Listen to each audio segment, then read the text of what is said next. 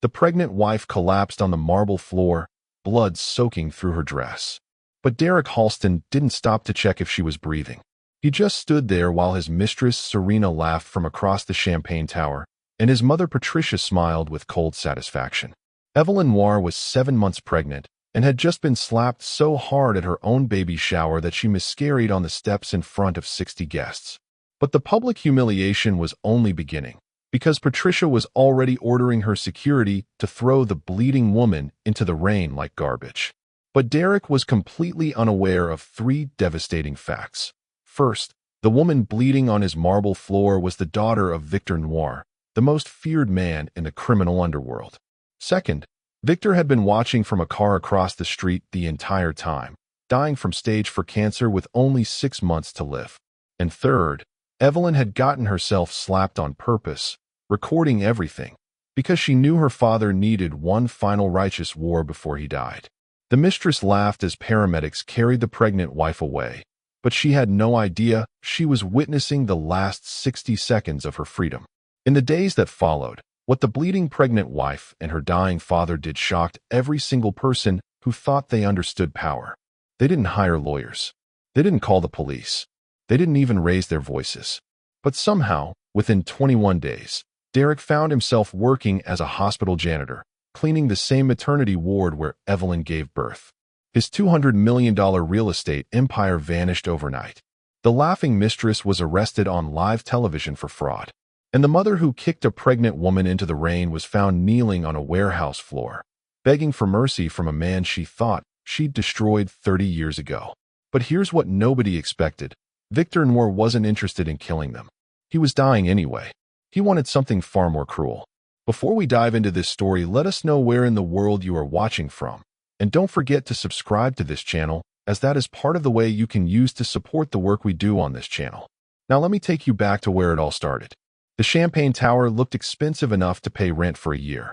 Gold balloons hovered near the ceiling. White roses spilled over crystal vases like they were trying to hide something. A string quartet played soft music meant to make cruelty feel civilized. Serena Voss stood at the center in an ivory dress, one hand resting on her stomach. Beside her, Derek Halston wore a dark suit and the calm of a man who believed consequences were for other people. The doors opened. Evelyn Noire stepped inside. The room temperature dropped. Whispers slithered across the marble floor. That's her, the ex-wife. She's still pregnant? But here's what no one noticed. Evelyn's left hand touched her belly differently than her right. Her right hand cradled. Her left hand positioned, like she was checking if something was still there. Something small. Something recording. Patricia Halston saw her instantly and pivoted with slow satisfaction. Black silk dress. Pearls at her throat. Eyes sharp as broken glass. Oh, Patricia said, loud enough to gather attention. You came. Evelyn stopped. You invited me. Patricia's smile widened. Of course. Since you're here, you can be useful. She clapped once. A server moved quickly. A silver tray appeared in Evelyn's hands. Evelyn's fingers tightened around the edge. Her knuckles turned white. But her eyes did something strange. They flicked to the window. Just once. So brief most people missed it. Outside, a black SUV sat parked across the street. Tinted windows. Engine idling. Waiting. A few guests chuckled as Evelyn began serving drinks. Serena drifted over, heels clicking like a countdown. Evelyn, Serena purred. I didn't think you'd show. It must be hard, seeing what you lost. Evelyn met her gaze. Too calm. Too steady. I didn't come for you. Serena's smile twitched. Then who? Evelyn didn't answer. She turned and moved through the crowd like a ghost serving the living. Derek watched her belly like it offended him. His jaw tightened. Someone bumped Evelyn's shoulder. A drink sloshed against her wrist. She didn't flinch. Patricia followed her. Careful. We wouldn't want you to fall. Evelyn's eyes flickered to Derek. And here's what people didn't see. Her lips moved. So small. So quick. She whispered 2 words. Do it. Derek's gaze met hers, hard and accusing. You're still doing this? Still pretending. Evelyn swallowed. Derek, please. Not here. His mouth curled. Not here? You mean not in front of people who can finally see what you are? Serena's laughter chimed. Light, delighted, poisonous. Derek stepped closer. The room held its breath. Evelyn tightened her hands over her belly. but her left hand pressed something. A button beneath her dress. Derek raised his hand. The slap cracked through the hall like a gunshot. Silence. Then a gasp. Then a second sound. Wet and wrong. But here's what was different. Evelyn's face went pale, yes. Her knees buckled, yes. But before she fell, her eyes found the window one last time. And she smiled. Just a flicker. Just enough. A dark spot bloomed on her dress. Someone screamed, blood. Evelyn collapsed. Across the street, in the black SUV, a hand gripped the door handle so hard the leather creaked. A bodyguard whispered, "Boss," she gave the signal. A calm voice answered, but underneath the calm was something breaking. "I know." A pause. Then the voice cracked slightly. "I told her not to do this." The bodyguard turned. "Boss." The man in the back seat was coughing, quiet, controlled, but his hand came away from his mouth with something dark on it. Blood. He wiped it quickly. "Now," he said, voice steady again. As Evelyn's breath began to stutter on the marble steps, the voice in the SUV changed. Not with rage. With grief. "My daughter just traded her safety for evidence." The door opened, and I'm about to make sure she didn't do it for nothing. Rain started soft, then suddenly everywhere. Guests pressed against tall windows watching Evelyn on the steps like she was entertainment. Phones were out. Someone filmed before the ambulance arrived. Inside, Patricia stood frozen, her expression unable to decide which mask to wear. Serena clutched Derek's arm. "Derek," she's being dramatic. But Derek wasn't listening. He stared at the blood, and his confidence wavered. The black SUV across the street idled. The back door opened.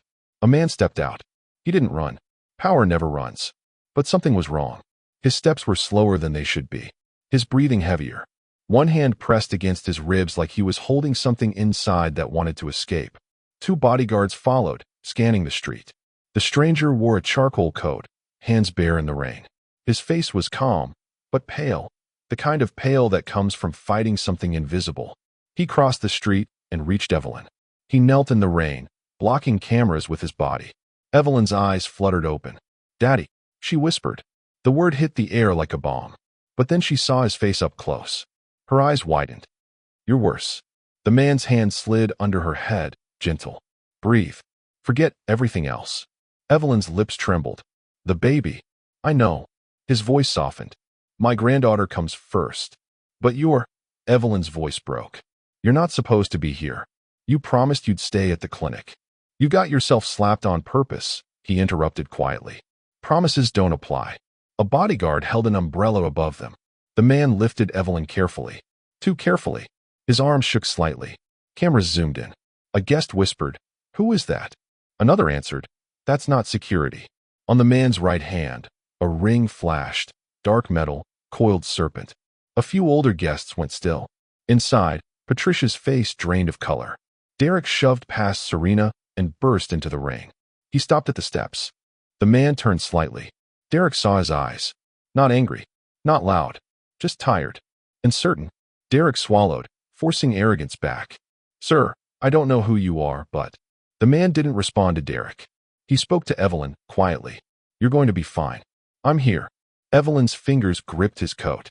"He slapped me, it worked." The man's jaw tightened. Then he coughed. Once, sharp, and turned his head. When he looked back, there was blood at the corner of his mouth. He wiped it quickly, but Evelyn saw.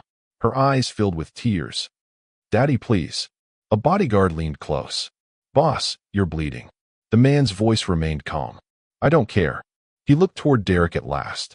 His voice was quiet but absolute. "No blood. Only suffering." Derek blinked. "What? Who?" An ambulance siren wailed.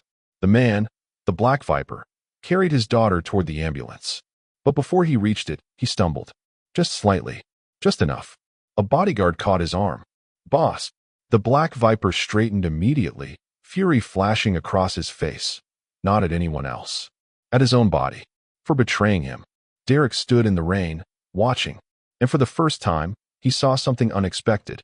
The monster was mortal. Inside the ambulance, as doors closed, Evelyn grabbed her father's hand. "You have 6 months," she whispered. "The doctor said 6 months if you don't rest." The Black Viper looked at her, eyes soft. "Then I have 6 months to make sure you're safe." Evelyn's tears fell. "I don't want revenge. I want you alive." Her father's thumb brushed her cheek. I know, he said quietly. Then his expression changed, hardened. But you recorded everything. You gave me evidence. You planned this. Evelyn looked away. Why? He asked. Evelyn's voice came out small. Because you were leaving the life. And they would have come for you anyway. The Black Viper froze. So I made sure, Evelyn continued, that when they came, you'd have a reason to finish it. Understanding crashed over him. His daughter hadn't just been slapped. She'd been bait. For his enemies. And his throat tightened with something he rarely felt. Fear. Not for himself. For what she'd just started. Hospital lights exposed everything. Evelyn lay on the bed, monitors beeping. Her face was gray, but her eyes were fierce. The Black Viper stood at her bedside, still wearing his wet coat. Around him, doctors moved faster than normal. A doctor cleared his throat. She's having contractions. Early. The stress. Stabilize her, the Black Viper said. Not a request. The doctor nodded and left quickly. Alone now, the Black Viper leaned down. You set me up, he said softly. Evelyn didn't deny it. I gave you evidence. You gave me war. Evelyn's hand found his. You were dying in that clinic. Alone. Trying to go clean while your enemies circled. The Black Viper's jaw flexed. I needed you to have a reason, Evelyn whispered. A righteous reason. So when you fought back, the old families couldn't call it aggression. The Black Viper stared at her. His daughter, his gentle, kind daughter, had just outmaneuvered him. Who taught you this? He asked. Evelyn's lips trembled. You did. Every story you told me as a child. Every chess game. Every lesson about power. The Black Viper closed his eyes. I never wanted you to use them. Then you shouldn't have loved me enough to teach me, Evelyn said. Silence. Then a bodyguard entered, face grim. Boss, we have a problem. The Black Viper turned. Patricia Halston isn't who we thought. The Black Viper's eyes sharpened. Explain. The bodyguard placed a folder on the table. Her maiden name was Patricia Koval. The Black Viper's face went still. That name meant something. Koval, he repeated slowly. As in, yes, the bodyguard confirmed. Dmitri Koval's daughter. Evelyn sat up slightly. Who's that? The Black Viper didn't answer her. He was staring at the wall like it had just revealed a ghost. Dmitri Koval, he finally said, was the man I destroyed 20 years ago to build my empire. Evelyn's stomach dropped. Patricia has been waiting. The Black Viper continued, voice low. Not for me. For my weakness. He looked at Evelyn, and in his eyes was something she'd never seen before. Regret. You, he whispered. You're my weakness. Evelyn swallowed. Then we use it. The Black Viper's head snapped toward her. What? She thinks I'm your weakness. Evelyn said, voice stronger now. Let her. Let her think slapping me broke you. The Black Viper's mouth opened. While she's watching you fall apart, Evelyn continued. I'll be watching her. The Black Viper stared at his daughter. And for the first time in 30 years, he felt something close to pride mixed with terror. You're not the victim, he said slowly. Evelyn's eyes met his. I never was. Derek didn't sleep. By morning, his phone had become a weapon. Messages poured in. Investors pulling out. Contracts canceled. Memberships revoked. Derek sat in his office, staring at the chaos, trying to find the pattern. Then his phone rang. Unknown number. Derek almost didn't answer. But something made him pick up. A voice spoke. Female, older, controlled. Derek Halston. Derek frowned. Who is this? Someone who knows what you just did. Derek's chest tightened. If this is about the video. It's not about the video, the voice interrupted. It's about who you slapped. Derek's throat went dry. You hit Evelyn Noire. The voice continued. Do you know who she really is? Derek swallowed. Her father is dying, the voice said. Derek froze. Stage 4. The voice continued calmly. Pancreatic cancer. 6 months. Maybe less. Derek's mind raced. How do you? Because I've been waiting for him to die for 20 years. Derek's breath caught. Who are you? A pause. Then, I'm the woman whose father he murdered. Derek's hands started shaking. My name is Patricia Halston, but I was born Patricia Koval. Derek's world tilted. His mother. His mother. You're not making sense, Derek stammered. Patricia's voice remained steady. I married your father to build an empire. I raised you to be powerful. And I waited. Derek's voice cracked. Waited for what? For the Black Viper to have something he loved more than power. Derek's stomach dropped. Evelyn, he whispered. Yes, Patricia confirmed. And you just gave me exactly what I needed. Derek stood, panic rising. I don't understand. You slapped his dying wish, Patricia said. His last hope of redemption. His daughter. She paused. Now he'll come for you. And when he does, he'll be distracted. Emotional. Weak. Derek's chest tightened. And then what? Patricia's voice turned cold. And then I'll kill him. The call ended. Derek stared at his phone. His mother, the woman who raised him, fed him, taught him, had just revealed she'd been playing a 30-year game of revenge. And Derek was a pawn. He looked down at his hands, the hands that slapped Evelyn, and realized with horror, he'd just started a war between two people who'd been circling each other for decades. And he was standing in the middle. Patricia Halston sat in her study, a glass of wine untouched on the table. In front of her was a chessboard, black pieces on one side, white pieces on the other. But the board wasn't set for a normal game. It was mid-match, a game she'd been playing for 30 years. She moved a white piece forward, a knight. Then she smiled. Her phone buzzed. A message from an unknown number. You called my son. Patricia's smile widened. She typed back. I called a pawn. 3 dots appeared. Then, pawns can become queens. Patricia laughed softly and replied. Not before they're sacrificed. Her phone rang immediately. She answered. The Black Viper's voice came through, calm, controlled. Patricia Koval. She leaned back in her chair. Viktor, using his real name, the one no one had spoken in decades. You've been hiding, Viktor said. I've been waiting, Patricia corrected. Silence stretched between two apex predators. Your daughter is clever, Patricia said, getting herself slapped on camera, recording everything. Very theatrical.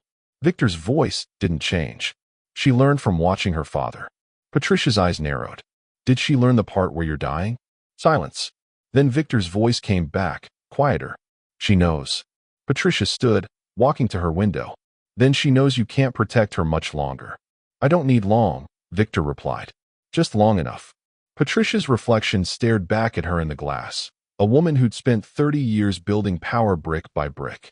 Your son didn't know, Viktor said. Patricia's jaw tightened. No. You used him. I used everyone, Patricia corrected. Including you. Viktor's breathing changed slightly. You wanted me to come out of hiding. Yes.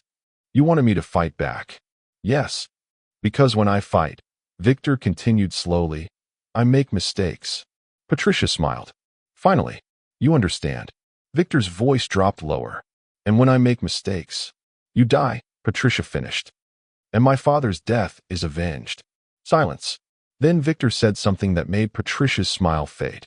What if I don't fight? Patricia blinked. What? What if? Viktor continued. I let your son destroy himself. What if I let justice happen naturally? Patricia's hand tightened on her wine glass. You're bluffing. Am I? Viktor asked. I have 6 months. Maybe less. Why spend it fighting you? Patricia's voice sharpened. Because they slapped your daughter. And the world saw. Viktor replied calmly. The court of public opinion is already destroying them. Patricia's chest tightened. Because she realized, too late, that Viktor had changed the game. You were supposed to rage, she whispered. I did, Viktor said. For 30 years. But my daughter asked me to stop. Patricia's throat closed. So here's my offer, Viktor continued. I will not touch your son. I will not touch you. I will not fight. Patricia swallowed. And in return, you leave my daughter alone. Patricia laughed bitterly. That's it. That's it, Viktor confirmed. Patricia stared at the chessboard. At the pieces she'd moved for 30 years. And if I refuse? She asked. Viktor's voice became gentle, terrifyingly gentle. Then I'll make sure the last thing I do before I die is show your son who his mother really is. The call ended.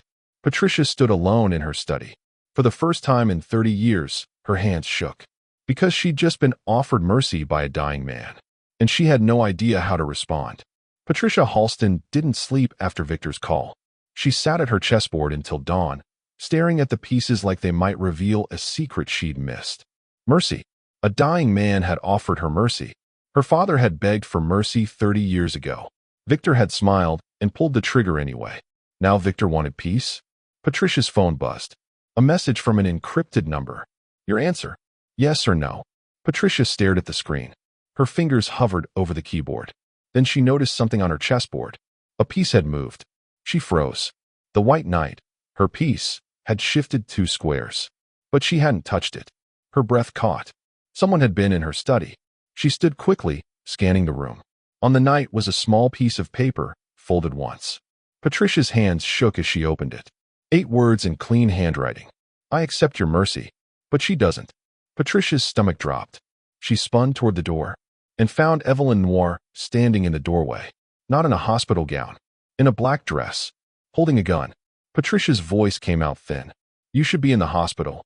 Evelyn stepped inside, calm. I discharged myself. Your father doesn't know I'm here. Evelyn interrupted. Patricia's mind raced. How did you get past my security? Evelyn smiled faintly. Your head of security? Marcus. Patricia nodded. His daughter needed a kidney transplant last year. Evelyn said. My father paid for it. Anonymously. Patricia's chest tightened. Marcus has been ours for 18 months. Evelyn continued. Patricia swallowed. What do you want? Evelyn walked to the chessboard and picked up the black queen. My father offered you mercy because he's dying. Because he wants to go clean. Because he thinks revenge is poison. She placed the queen down hard. I don't. Patricia's throat closed. Evelyn's voice remained calm, terrifyingly calm. You manipulated Derek into slapping me. You used Serena. You orchestrated everything to draw my father out. Patricia lifted her chin. Prove it. Evelyn pulled out her phone and played a recording. Patricia's own voice filled the room. You used everyone, including you. Viktor's response. You wanted me to come out of hiding. Patricia's face drained of color. You recorded our call, she whispered. Evelyn nodded. I record everything. She stepped closer, gun still steady. Here's what's going to happen, Evelyn said. You're going to accept my father's mercy. You're going to leave us alone. You're going to disappear. Patricia's voice shook with rage. And if I refuse? Evelyn's eyes went cold. Then I'll tell my father the real reason you wanted him exposed. Patricia froze. What reason? Evelyn smiled, small, knowing. You're not just avenging your father. You're dying too. The room went silent. Patricia's hand moved instinctively to her abdomen. Evelyn saw it. Stage 3. Ovarian. The same thing that killed your mother. Patricia's breath hitched. How?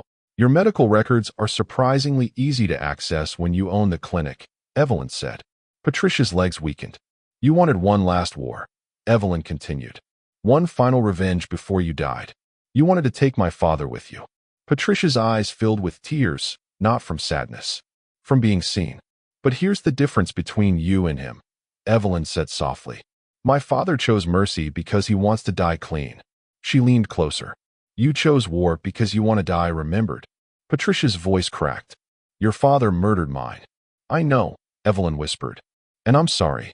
The words hung in the air, unexpected, genuine. Patricia stared at her. But my daughter deserves a grandfather, Evelyn continued. And I won't let your 30-year-old pain destroy her future. Evelyn placed a business card on the chessboard. That's the number for the best oncologist in the country. My father's paying. Patricia looked at the card like it was a bomb. Why? She whispered. Evelyn walked toward the door, then paused. Because mercy isn't weakness. It's the only thing that stops the cycle. She left. Patricia stood alone, staring at the business card. And for the first time in 30 years, she didn't know what to do. Serena Voss sat in a hotel room, suitcase packed, passport ready. She'd seen enough. The video was everywhere. Her face was everywhere. Her laugh, that terrible laugh, was a meme. Time to disappear. Her phone rang. Unknown number. She almost didn't answer. But something made her pick up. A woman's voice spoke, older, familiar. Going somewhere. Serena's blood went cold. Patricia? Hello, niece. Serena's hand tightened on the phone. Don't call me that. Patricia's voice remained calm. Your mother was my sister. That makes you family. My mother died hating you, Serena snapped. Because I told her the truth, Patricia replied. That her husband was stealing from the family business. Serena swallowed. She'd heard this story before. Why are you calling? Serena asked. Because you're running, Patricia said. And I need you to stay. Serena laughed bitterly. Stay? I'm destroyed. My face is a joke. I'm going to Brazil and never coming back.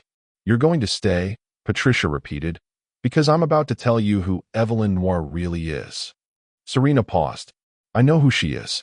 No, Patricia said. You know she's Viktor's daughter.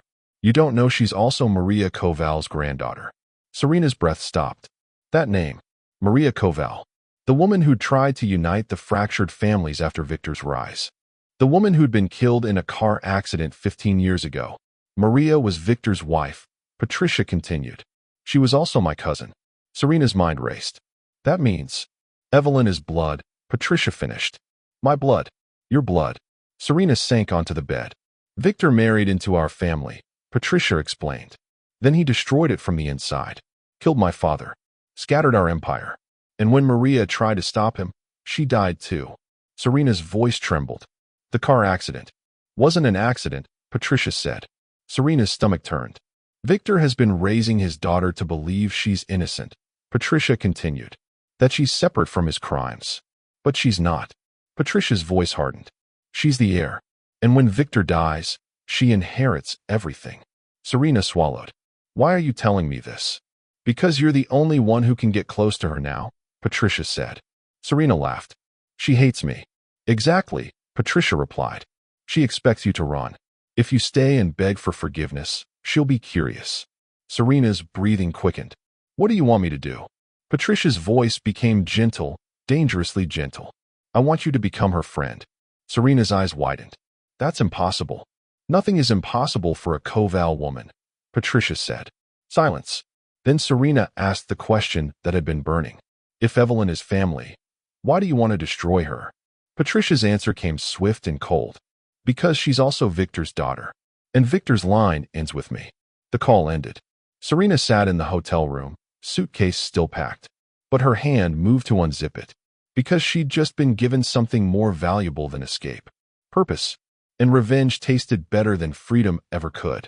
Viktor woke up choking. Blood on his pillow. Blood in his mouth. Blood on his hands. His bodyguard burst into the room. Boss. Viktor waved him away, coughing harder. The seizure lasted 30 seconds. When it stopped, Viktor's vision blurred. Hospital, the bodyguard said. Now. Viktor shook his head. No. Boss, you're. I said no, Viktor snapped, voice raw. He stood slowly, legs shaking. In the mirror, he saw a ghost. Sunken eyes. Gray skin. The look of a man being eaten from the inside. 6 months, the doctors had said. That was 3 weeks ago. Now it felt like 6 days. His phone buzzed. A message from Evelyn. I want to see Patricia. Don't be angry. Viktor's chest tightened. He called immediately. Evelyn answered on the first ring. Before you yell. Are you insane? Viktor's voice cracked. I'm strategic, Evelyn corrected. Viktor sat down heavily. She could have killed you. She could have, Evelyn agreed. But she didn't. Viktor closed his eyes. I offered her treatment, Evelyn continued. She's dying too. Viktor's breath stopped. What? Ovarian cancer. Stage 3. She has maybe a year. Viktor's mind reeled. Patricia Koval was dying. Just like him. 2 apex predators, both terminal, circling each other in their final months. That's why she wanted war, Viktor whispered. Yes, Evelyn confirmed. She wanted to take you with her. Viktor's throat tightened. What did you do? I gave her a choice, Evelyn said. Treatment and peace. Or war and loneliness. Viktor stood, pacing. And if she chooses war? Evelyn's voice became quieter. Then I'll finish what you started. Viktor froze. No, he said firmly. Absolutely not. Dad, I said no. Viktor repeated, voice rising. You don't know what that life costs. I know exactly what it costs, Evelyn shot back. It's costing me my father. Silence. Viktor's anger drained, leaving only exhaustion. I don't want you to become me, he whispered. Then don't die, Evelyn replied, voice breaking. Viktor's eyes filled. I don't have a choice. Yes, you do, Evelyn said. You can fight. You can try treatment. You can. Another cough seized Viktor. Harder this time. Longer. He dropped the phone. Blood splattered on the floor. His bodyguard rushed over. Boss. Viktor heard Evelyn's voice screaming through the phone speaker. Dad. Dad. But he couldn't answer. The room tilted. His vision darkened. The last thing he heard before passing out was his bodyguard's panicked voice. Call an ambulance. Now. And in that moment, Viktor realized the cruelest truth. He'd survived 30 years of enemies, betrayals, and wars. But he couldn't survive his own body. Derek sat in his empty penthouse, staring at his phone. 3 missed calls from his mother. 7 texts from Serena. 1 voicemail from a number he didn't recognize. He played the voicemail. A male voice spoke, weak, strained. Derek Halston. This is Viktor Noire. I'm in the hospital. Room 847. Come alone. We need to talk. Derek's hands started shaking. The Black Viper wanted to meet. Every instinct screamed, don't go. But curiosity was stronger than fear. 2 hours later, Derek stood outside room 847. He knocked. A weak voice said, enter. Derek opened the door. Viktor lay in the hospital bed, hooked to machines. His face was gray. His breathing labored. He looked nothing like the man who'd carried Evelyn in the rain. He looked human. Dying. Sit, Viktor said, gesturing to a chair. Derek sat slowly. Silence stretched. Then Viktor spoke. Your mother is Patricia Koval. Derek's stomach dropped. How did you? I've known for years, Viktor interrupted. I let her play her game because I was tired of fighting. Derek swallowed. Then why tell me now? Viktor's eyes met his. Because you deserve to know what you're in the middle of. For the next 10 minutes, Viktor told Derek everything. How he destroyed Dmitry Koval.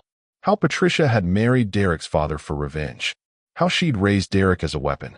How Serena was also a Koval. How this entire war was 30 years in the making. When Viktor finished, Derek sat in stunned silence. I'm a pawn, Derek whispered. Yes, Viktor confirmed. Derek's voice cracked. My whole life. Viktor nodded slowly. Derek's hands clenched. Then why not just kill me? Why this psychological torture? Viktor's expression softened. Because you're not your mother. You're a man who made a terrible mistake. Derek looked up, eyes burning. I slapped your pregnant daughter. Yes, Viktor said. And you'll regret it forever. That's punishment enough. Derek's throat closed. What do you want from me? He asked. Viktor leaned forward slightly, voice low. I want you to choose. Derek blinked. Choose what? Your mother is going to ask you to do something, Viktor said. Something that will hurt Evelyn. Derek's chest tightened. When that moment comes, Viktor continued, you can be the weapon she made you, or the man you decide to be. Derek stared at the dying man in front of him. Why are you telling me this? Viktor's lips curved faintly. Because my daughter asked me to show mercy, and I'm trying. He coughed once, then met Derek's eyes again. But if you hurt her again, mercy ends. Derek nodded slowly. He stood to leave. At the door, he paused. Is Evelyn really your weakness? He asked. Viktor's answer came quietly. No, she's my strength. That's why your mother fears her. Derek left the hospital room with his entire worldview shattered. And for the first time in his life, he had to decide. Who was he really? At 3 a.m., the power in Viktor's wing of the hospital went out. Emergency lights flickered on. A bodyguard rushed into Viktor's room. Boss, we have a problem. Viktor sat up slowly. What kind? Someone cut the main power line. Backup generators are running, but an alarm blared. Viktor's heart monitor flatlined, not because he'd died, because someone had disconnected it. Get me out of here, Viktor said. Now. The bodyguard helped him stand. Viktor's legs shook, but he forced himself upright. They moved into the hallway. Empty. Too empty. Hospital staff should be panicking. Nurses should be checking on patients. Instead, silence. Viktor's instincts screamed. This is a trap, he whispered. They turned a corner and found Evelyn standing there, but not alone. Patricia stood beside her. Both women, both dying, both staring at Viktor like he was the final piece of a puzzle. Viktor's bodyguard raised his gun. Lower it, Viktor ordered. The bodyguard hesitated, then obeyed. Viktor looked between the two women. What is this? Patricia spoke first. A negotiation. Evelyn added. A truce. Viktor's eyes narrowed. You two are working together? No, they said in unison. Then Patricia continued. We both want the same thing. You, Evelyn finished. Viktor's chest tightened. Patricia stepped forward. I've spent 30 years wanting you dead. And I've spent 2 weeks wanting you alive, Evelyn said. Viktor looked between them, confused. Then Patricia's voice softened, just slightly. But we both realized something tonight. Evelyn nodded. Killing you doesn't end anything. Patricia pulled out a folder. It just starts the next war. She opened it. Inside were photos. Young men and women. Dozens of them. These are the children of the families you destroyed, Patricia said. They're my age. Younger. They've been watching. Waiting. Viktor's blood ran cold. If you die, Patricia continued, they'll come for Evelyn. For your granddaughter. Evelyn's voice was steady. And if you kill Patricia, her people will come for me anyway. Viktor stared at the photos. An entire generation raised on revenge. So what do you want? He asked. Evelyn and Patricia exchanged a look. Then Evelyn spoke. We want to end it. Patricia nodded. All of it. Viktor's breathing became labored. How? Evelyn stepped closer. You and Patricia both have less than a year. Instead of fighting each other, you make peace. Public peace, Patricia added. On camera. Witnessed. Viktor's eyes widened. You want me to apologize, he said slowly. Patricia's jaw tightened. I want you to tell the truth. And I want you to finally rest, Evelyn whispered. Viktor looked at his daughter. At the woman who'd recorded her own assault just to give him a righteous cause. At the girl who'd become more ruthless than him. If I do this, Viktor said carefully, what happens to Derek? Patricia's expression hardened. But Evelyn spoke first. Derek gets to choose who he becomes. Patricia added, without interference. Viktor studied them both. Two dying women offering him the one thing he'd never had. An ending. Not violent. Not bloody. Just finished. I'll think about it, Viktor said finally. Evelyn smiled faintly. You have 3 days. Patricia turned to leave, then paused. Viktor, she said quietly. He looked at her. My father begged you for mercy. You didn't give it. Viktor's throat tightened. I'm not my father, Patricia continued. I'm giving you what he never got. She walked away. Evelyn lingered, touching her father's hand. This is the only way we all survive, she whispered. Viktor pulled her close. When did you get so smart? He asked. Evelyn's voice cracked. When I realized I was about to lose you. The lights flickered back on. Hospital staff rushed in, confused and panicked. But Viktor barely noticed. Because he'd just been given something impossible. A chance to die forgiven. And he had 3 days to decide if mercy was worth more than pride. Viktor had 2 days left to decide. He sat in his hospital room, staring at a blank piece of paper. The confession Patricia wanted. The apology Evelyn needed. The ending everyone deserved. His hand trembled as he picked up the pen. I, Viktor Noire, confess. He stopped. Because confessing to killing Dmitry Koval meant admitting to 17 other murders. Meant admitting to crimes that would destroy the empire he'd built. Meant admitting his daughter was heir to blood money. He set the pen down. His phone buzzed. A video message from an unknown number. Viktor's stomach tightened. He opened it. The video showed a warehouse. Empty except for one person tied to a chair. Serena Voss. Bruised.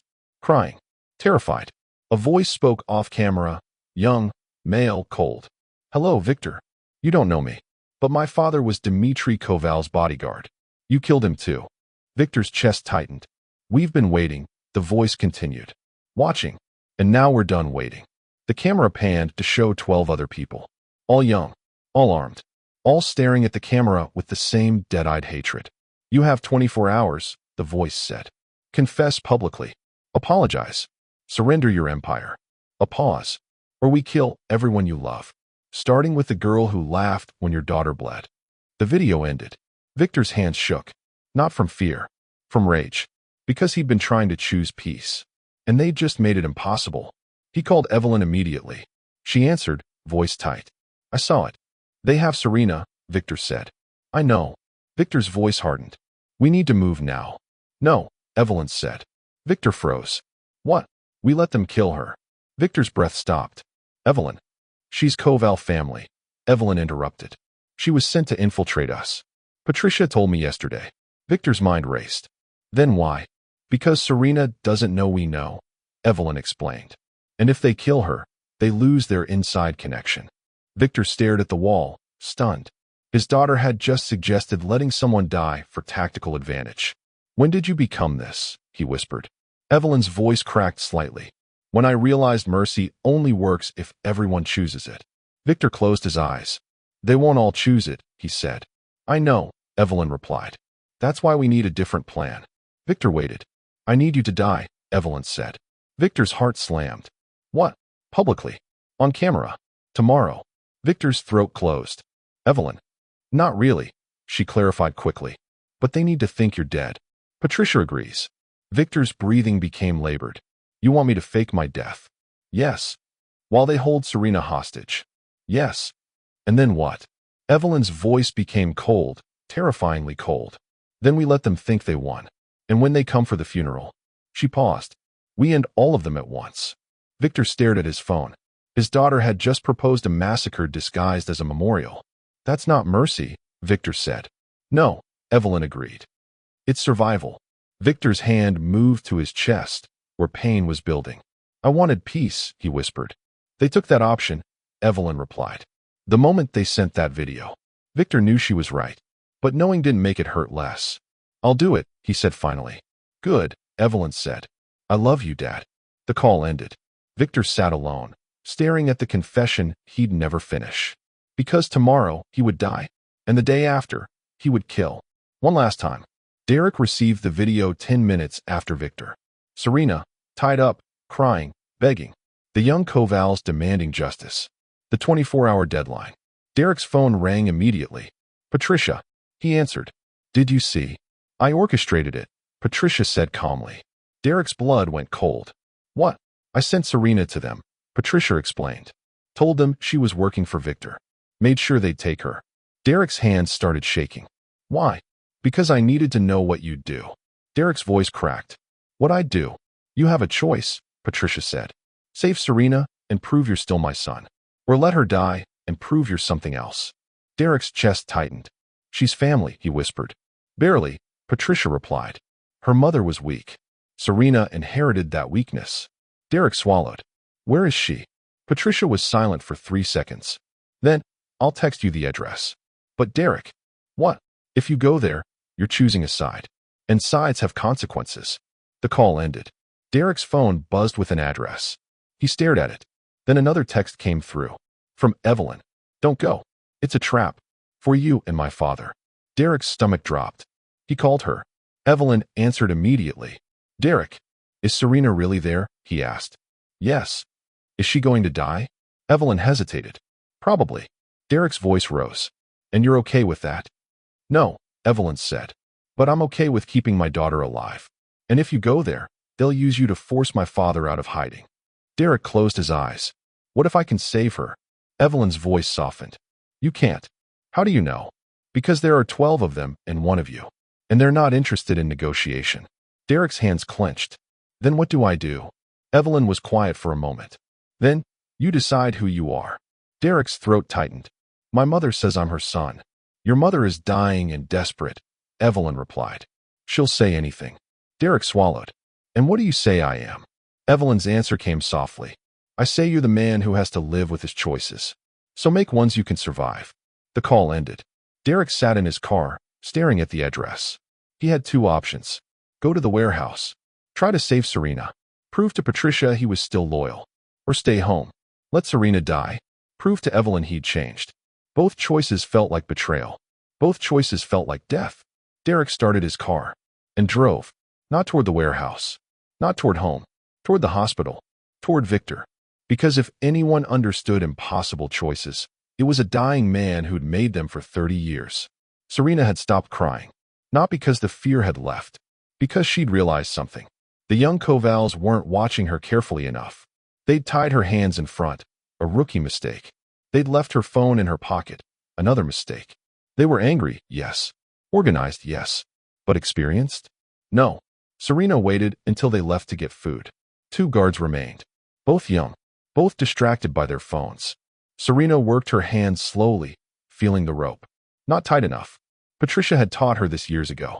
Always keep your wrists flexed when being tied. Create slack when you relax. Serena hadn't understood then why Patricia taught her these things. She understood now. Her hands slipped free. She stayed still, watching the guards. One stood, walked to the bathroom. The other put in earbuds. Serena moved. Fast. Silent. Efficient. She grabbed a metal pipe from the floor and swung. The guard with earbuds dropped. The bathroom door opened. Serena swung again. The second guard fell. Serena stood over them, breathing hard. Then she heard slow clapping. She spun. Patricia stood in the doorway. Alone. Smiling. Well done, Patricia said. Serena's chest tightened. You? I've been here the whole time, Patricia confirmed. Watching. Serena's hands shook. This was a test. Patricia nodded. And you passed. Serena looked at the unconscious guards. Are they? Actors, Patricia said. Paid well. They'll wake up fine. Serena's rage erupted. You let me think I was going to die. Patricia's smile faded. Because I needed to see if you'd fight. Why? Patricia stepped closer. Because Evelyn Noire is smarter than both of us. And if we're going to survive her, I need to know you can kill. Serena's stomach turned. I'm not a killer. Patricia's eyes hardened. You laughed when she bled. You already are. Serena's throat closed. Patricia handed her a phone. Viktor is faking his death tomorrow.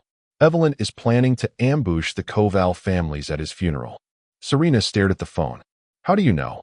Because I would do the same thing, Patricia said. She pulled out a gun and placed it in Serena's hand. You're going to that funeral. You're going to stand close to Evelyn. And when the chaos starts, Patricia leaned close. You're going to choose her or us. Serena's fingers closed around the gun.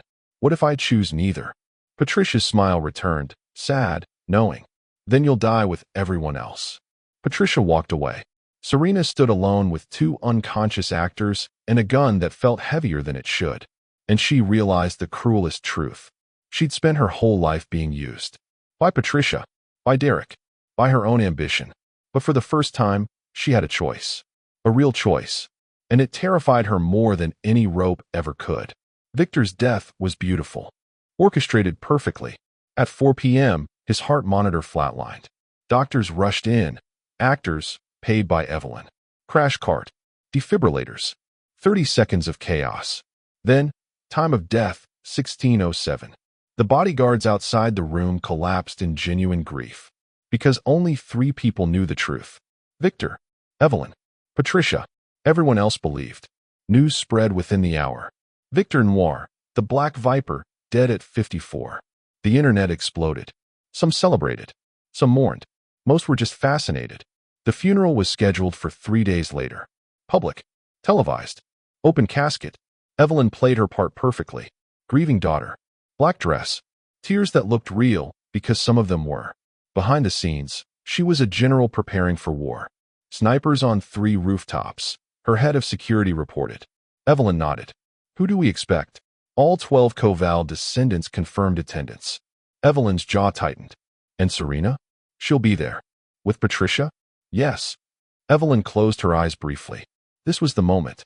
The funeral where she'd bury her father's enemies along with his reputation. But something felt wrong. What about Derek? She asked. The security chief checked his notes. He hasn't RSVP'd. Evelyn frowned. Derek was the variable she couldn't predict. Her phone buzzed. A message from an unknown number. I know what you're planning. So does everyone else. This isn't a trap. It's suicide. Evelyn's blood went cold. She called the number. A young man answered. Hello, Evelyn. But he walked toward the door. Evelyn grabbed his arm. Dad. Viktor turned and cupped her face. You tried to save me, he said gently. By being smarter than everyone. By planning every move. Evelyn's tears fell. But some things can't be outsmarted, Viktor continued. Some debts have to be paid. He kissed her forehead. Then he walked into the cathedral. The moment he appeared, the room went silent. Gasps. Whispers. Confusion. He's alive? Is this real? Viktor walked slowly down the aisle. Toward his own casket. Toward the cameras. Toward the 12 young Kovals sitting in the front row. He reached the podium and turned. His voice, amplified by microphone, filled the space. My name is Viktor Noire, and I am not dead. More gasps. But I will be soon. Cancer. 6 months. Maybe less. He looked directly at Anton Koval. I killed your grandfather. I killed your fathers.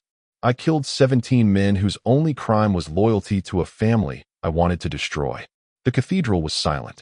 I have spent 30 years telling myself I had reasons. Justifications. Strategies. Viktor's voice cracked. But the truth is simpler. I was angry. I was ambitious. And I was wrong.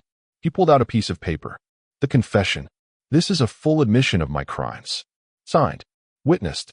Legal. He placed it on the podium. I am giving you justice. Not mercy. Justice. Anton stood slowly. And if we want more than words? Viktor met his gaze. Then take it. Anton's hand moved toward his jacket. Evelyn burst from the back room, gun raised. Don't. But Viktor held up his hand. Evelyn, no. Evelyn's gun trembled. I won't let them. You will, Viktor said firmly. Because this ends with me. He looked back at Anton. If you kill me here, you become what I was. And your children will become what you are. Viktor stepped closer to Anton. Where you can let an old man die of the disease already killing him. And you can choose to be better. Anton's hand shook on his gun. You murdered my family. I did, Viktor confirmed. And I will answer for it. In court. In prison. In whatever hell waits for men like me. He opened his arms. But it ends today, one way or another. The cathedral held its breath. Anton's gun rose. Patricia stood. Wait. Everyone turned. Patricia walked down the aisle, slow and regal. I am Patricia Koval, she said. Dimitri's daughter. Murmurs rippled through the crowd. I have spent 30 years preparing for this moment, waiting for Viktor to be weak enough to destroy. Okay, real talk. Comment right now. Does Patricia pull the trigger, or does she choose mercy? And if you haven't subscribed yet, what are you even doing? This story just shifted from revenge thriller to something way deeper, and you're about to witness the most unexpected alliance in this entire saga. Don't miss it. She reached Anton and placed her hand on his gun. Lower it, she said. Anton stared at her. But, I said lower it. Anton obeyed, confused. Patricia turned to Viktor. You killed my father. You destroyed my family. You deserve every punishment they want to give you. Viktor nodded. I know. Patricia's eyes glistened. But I'm dying too. And I'm tired of revenge tasting like ashes. She pulled out her own confession. I manipulated Derek. I used Serena. I orchestrated pain because I thought it would fill the hole my father's death left. She placed her confession beside Viktor's. It didn't. The cathedral was silent. Patricia looked at Anton. We can kill him. We can kill each other. We can fill this beautiful building with blood and call it justice. She paused. Or we can let two dying people face actual consequences. Prison, trials, public shame. Patricia's voice broke. And we can choose to let the cycle die with us. Anton's gun lowered completely. He looked at the other young Kovals. They looked back, uncertain. Then a woman stood. My father would want blood. Mine too, another said. Anton closed his eyes. But they're dead, he whispered. And we're alive. He looked at Viktor and Patricia. You both go to prison. Today. No deals. No escaping. Viktor nodded. Agreed. Patricia added, agreed. Anton looked at Evelyn. And you? Evelyn lowered her gun slowly. I protect my daughter. That's all. Anton studied her. Then nodded. Then it's done. Police entered, real police this time. They placed handcuffs on Viktor and Patricia. As they were led away, Viktor caught Evelyn's eyes one last time. I love you, he mouthed. Evelyn's tears fell. I love you too, Dad. And as cameras flashed, and the world watched two empires crumble, something unexpected happened. No one died. No blood was spilled. Just two old warriors, finally laying down their swords and choosing peace over pride. Viktor had been in prison for 3 weeks when he realized something strange. He felt lighter. Not physically. The cancer was winning. He'd lost 15 pounds. His skin looked gray under fluorescent lights. But his chest, the place where guilt had lived for 30 years, felt empty. Clean. Free. His cell was small. 8 by 10. One window. One bed. One toilet. No empire. No bodyguards. No power. Just Viktor. For the first time since he was 24 years old. Evelyn visited every Tuesday. She'd bring Arya, who was crawling now. The guards would let them use the family room. 30 minutes, supervised. This Tuesday, Evelyn arrived alone. Viktor's stomach tightened. Where's Arya? Evelyn sat down slowly. With Derek. Viktor blinked. With, he asked to babysit, Evelyn said. I let him. Viktor stared at her like she'd gone insane. You let the man who slapped you watch your daughter? Evelyn's voice was calm. He's been going to therapy. 3 times a week. He sold his penthouse and moved into a small apartment. He volunteers at a women's shelter. Viktor's jaw tightened. That doesn't erase. I know, Evelyn interrupted. But it's a start. Viktor leaned back, studying his daughter. You forgave him. Evelyn shook her head. No, I'm giving him a chance to earn something that might look like forgiveness in 20 years. Viktor's throat closed. Because that was exactly what he'd wanted for himself. Patricia died yesterday, Evelyn said suddenly. Viktor's breath stopped. What? Peacefully. In the prison hospital. She wrote you a letter. Evelyn slid an envelope across the table. Viktor stared at it like it might explode. Did you read it? He asked. No. Viktor opened it slowly. Inside, Patricia's handwriting, shaky but clear. Viktor, I spent 30 years hating you. It kept me warm, gave me purpose, made me feel like my father's death meant something.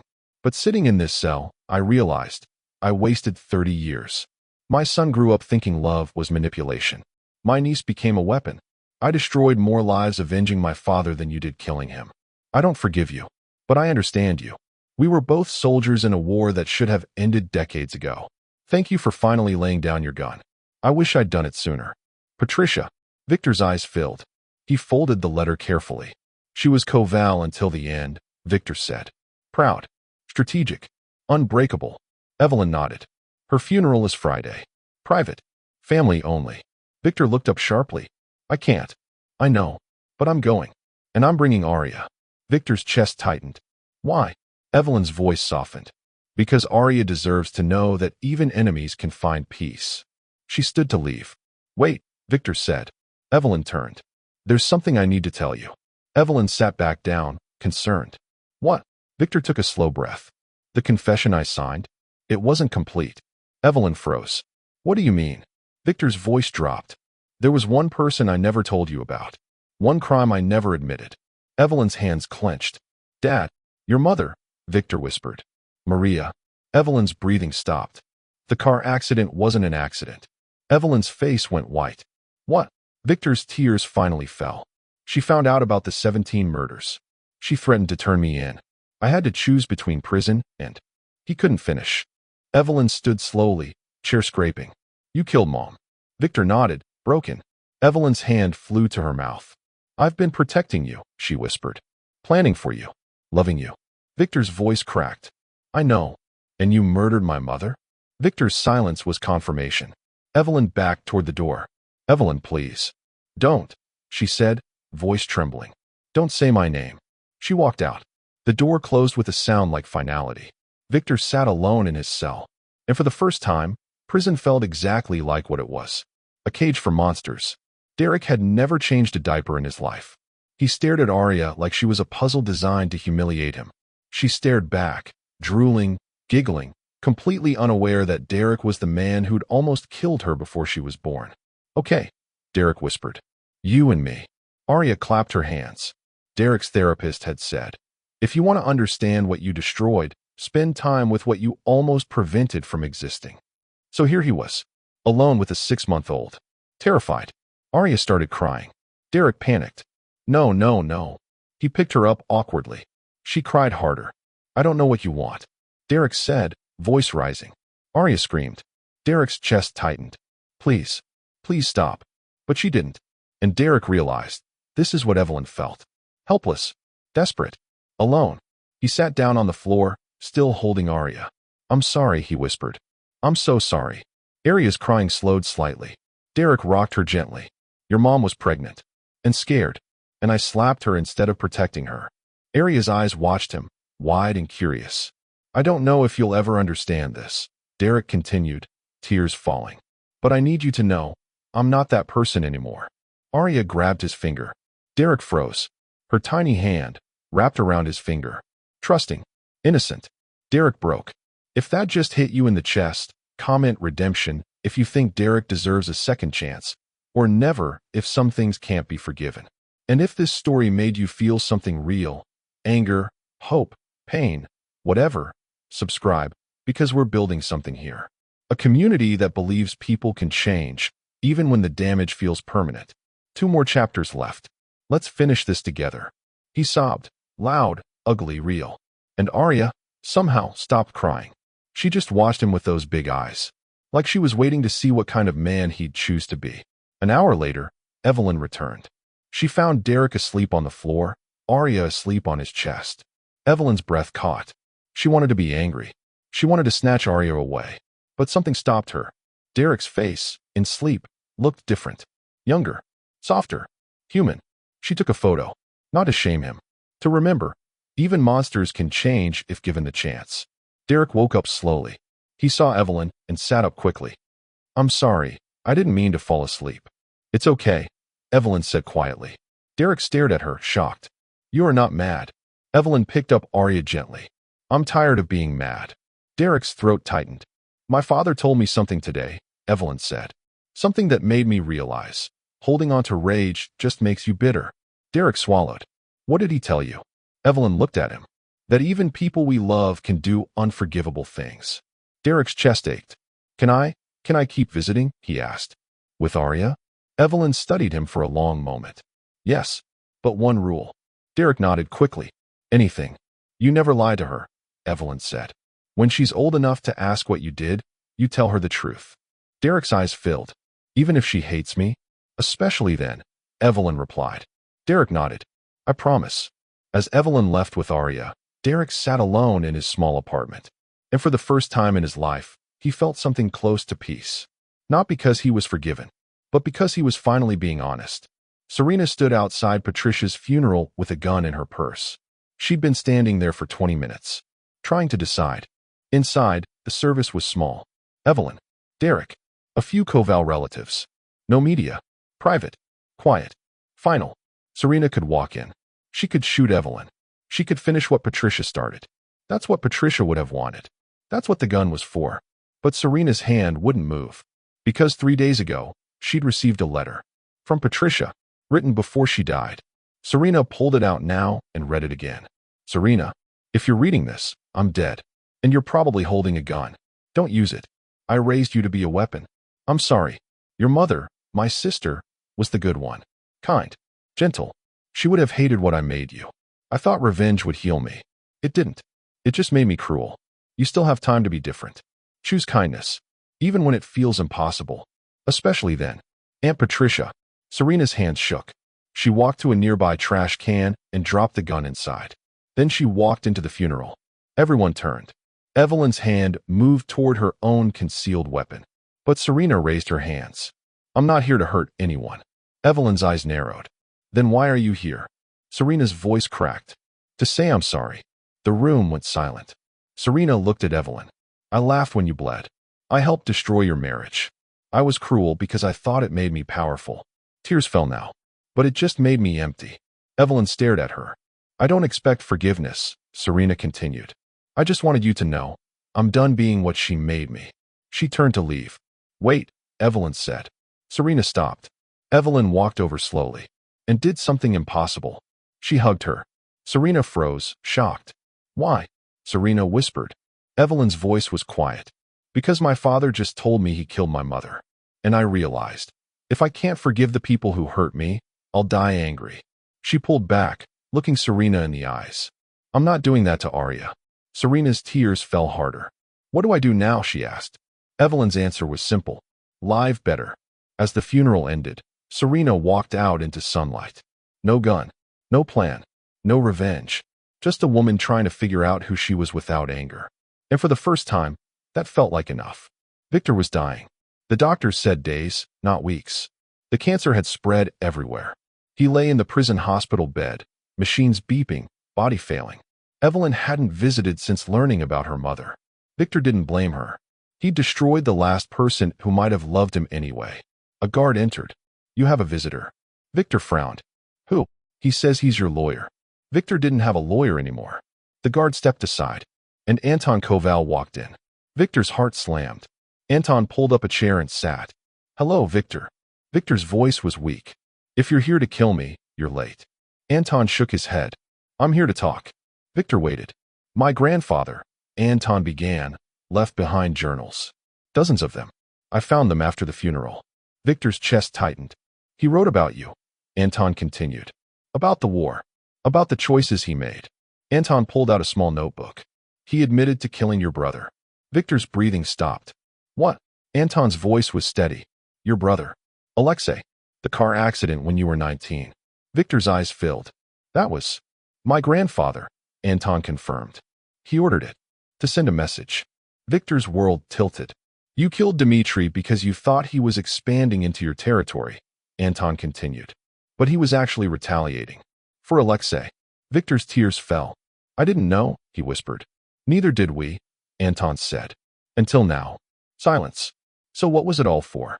Victor asked. 30 years of war. Hundreds dead. Families destroyed. Anton's voice was quiet. A misunderstanding. Victor laughed. Broken, bitter. We killed each other over a misunderstanding.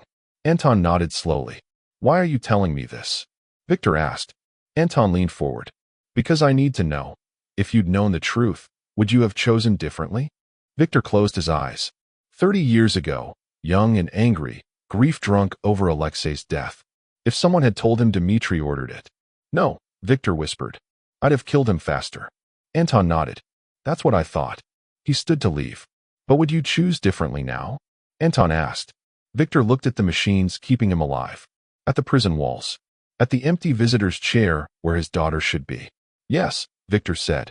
I'd choose mercy. Anton's expression softened. Then you did change. Too late, Viktor replied. Anton paused at the door. My grandfather's last journal entry was dated the day before you killed him. Viktor waited. He wrote, I'm tired of this war. Tomorrow, I'm going to offer Viktor peace. Viktor's breath shattered. He was going to end it? Viktor whispered. Anton nodded. You killed him 12 hours before he could. Anton left. Viktor lay alone, staring at the ceiling. 30 years. Hundreds dead. All because he'd acted one day too soon. And now, dying in prison, he finally understood. Revenge is just grief with nowhere to go. And he'd let it destroy everything. Chapter 20. The letter that changed everything. Viktor died on a Tuesday. Peacefully. Morphine heavy. Alone. The funeral was small. Prison burial. No ceremony.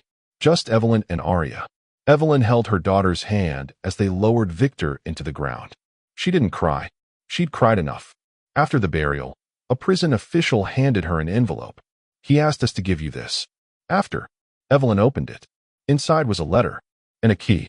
Evelyn, if you're reading this, I'm gone. And you're still angry. You should be. I killed your mother. I lied about it for 15 years. I let you love a murderer. I don't deserve forgiveness. I don't expect it. But I need you to know something. The key in this envelope opens a safety deposit box. Bank of Geneva. Account hashtag 847-29B. Inside, you'll find 1. A full confession. Witnessed. Dated. Legal. 2. Documentation of every crime I ever committed. 3. The names of 17 families I destroyed. 4. And $47 million. That money is blood money. Every dollar earned through violence. I'm giving it to you. Not to keep. To return. Find those 17 families. Give them what I took. Not because it will fix anything. Because it's the only apology I can still give. I love you, Evelyn. I'm sorry I showed it so poorly. Dad. P.S. Tell Arya her grandfather was a monster who tried, too late, to become a man. Evelyn's hands shook. She looked down at Arya, who was playing with a dandelion. Mama, Arya said, one of her first words. Evelyn picked her up. Yes, baby. Arya pointed at the grave. Grandpa. Evelyn's throat closed. Yes, she whispered. Grandpa. Arya tilted her head. Good. Evelyn looked at the grave. At the letter. At the key. I don't know, Evelyn said honestly. But he tried to be. 6 months later, Evelyn had found 16 of the 17 families. Some accepted the money gratefully. Some spat at her and slammed doors.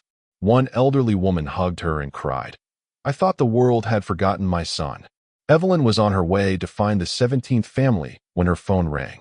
Derek. She answered. What's wrong? Derek's voice was excited. Nothing. Everything's good. Arya just said my name. Evelyn's chest tightened. What? She called me Deck. I know it's not perfect, but Evelyn smiled despite herself. That's good, Derek. Silence. Then Derek's voice, quieter. I know I don't deserve to be in her life. No, Evelyn agreed. You don't. But thank you, Derek said, for letting me try. The call ended. Evelyn looked at Arya in the back seat. You ready, baby? Arya clapped her hands. They drove to the final address. A small house in the suburbs. Evelyn knocked. An old man answered. Gray hair. Kind eyes. Can I help you? He asked. Evelyn swallowed. My name is Viktor Noire. My father was. The man's face changed. Viktor. Evelyn nodded. He asked me to return something. She held out an envelope with $3 million. The man stared at it. He killed my brother 33 years ago, the man said quietly. Evelyn's voice was steady. I know. I'm sorry. The man didn't take the envelope. Instead, he looked past Evelyn at Arya in the car. Is that your daughter? Evelyn nodded. The man's eyes filled. She looks like Maria. Evelyn froze. You knew my mother? The man smiled sadly. She was my niece. Evelyn's breath stopped. Your Uncle Thomas, the man finished. Your mother's favorite uncle. Evelyn's tears finally fell. Thomas opened his arms. And Evelyn, holding $3 million in blood money, collapsed into a hug from family she didn't know she had. I thought I was alone, Evelyn whispered. Thomas pulled back, smiling. You never were. He looked at Arya. Can I meet her? Evelyn nodded. Thomas walked to the car and opened the door. Arya looked up at him and smiled. "Hi, sweet girl," Thomas said. "I'm your great uncle." Arya giggled and reached for him. And as Evelyn watched this old man, a piece of her mother's past, hold her daughter, she realized something. Viktor had spent 30 years building an empire of fear, but in dying, he'd given her something better. Connection, truth, family. That night, Evelyn sat in her living room with Arya asleep on her lap. On the coffee table sat Viktor's confession. She'd read it 17 times. Every murder, every lie, every choice. Her phone buzzed. A text from Derek. "Thank you for trusting me with Arya today. I know I don't deserve it." Another text from Serena. "I got a job. Nonprofit. Helping domestic violence survivors." Weird, right? Another from Anton Koval. "My sister just had a baby. Named her Patricia. Thought you'd want to know." Evelyn smiled. The cycle was breaking. Slowly. Imperfectly. But breaking. She looked at the confession one last time. Then she placed it in a fireproof box. Not to hide it. To preserve it. Because Arya deserved to know the truth. All of it. The monsters and the mercy. The violence and the redemption. The grandfather who killed 17 men. And then spent his final months trying to make 17 families whole. Evelyn whispered to sleeping Arya. "Your grandfather was complicated. And flawed. And human." Arya stirred slightly. "But he loved you," Evelyn continued. "And sometimes, love looks like letting go." She kissed Arya's forehead. Outside, the city hummed with life. Families laughing. Couples fighting. Children playing. All of them carrying their own wars. Their own wounds. Their own chances at peace. And Evelyn realized. This wasn't a story about revenge. It was a story about what comes after. When the guns are silent. When the debts are paid. When all that's left is the choice. Do we keep bleeding? Or do we finally heal? Evelyn chose healing. And in that choice, she became something her father never could. Free.